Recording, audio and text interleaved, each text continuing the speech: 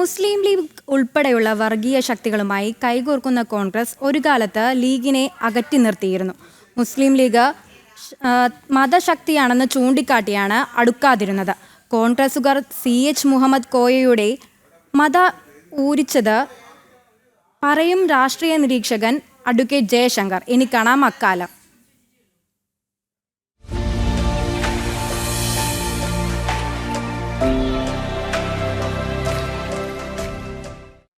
1959 വിമോചന സമരകാലത്താണ് ഈ സോഷ്യലിസ്റ്റ് പാർട്ടിയും കോൺഗ്രസും മുസ്ലിം ലീഗും ഒരു കൊടിക്കീഴിൽ ഒരുമിച്ച് പോരാടുന്ന കാഴ്ച നമ്മൾ കണ്ടു. 1960 ഇവർ മുക്കൂട്ട് മുന്നണിയായിട്ട് മത്സരിച്ചു.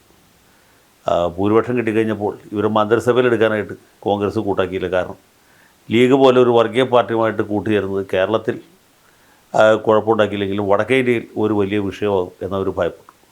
അതുകൊണ്ട് കോൺഗ്രസിൻ്റെ അഖിലേന്ത്യാ നേതൃത്വം ഈ സഖ്യമായിട്ട് മുന്നോട്ട് പോകരുത് എന്ന് പ്രാദേശിക നേതാക്കന്മാരെ താക്കീത് ചെയ്തു. പക്ഷേ ആർ ശങ്കറിനോ PT ചാക്കോയ്ക്കോ അങ്ങനെ പിന്മാറാൻ പറ്റുമായിരുന്നില്ല.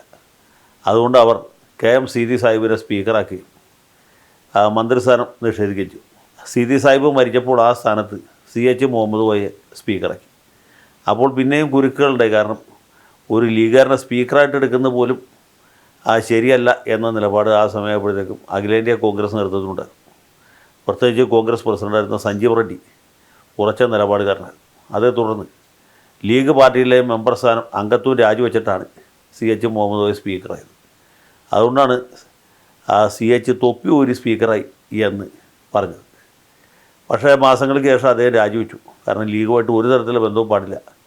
62 പാർലമെൻറ്റ് തെരഞ്ഞെടുപ്പിൽ അത് വലിയ വിഷയമാകും. വടക്കേ ഇന്ത്യയിൽ ഈ ജനസംഘം പോലുള്ള പാർട്ടികൾ, ഈവൻ സോഷ്യലിസ്റ്റ് പാർട്ടിക്കാർ തന്നെയും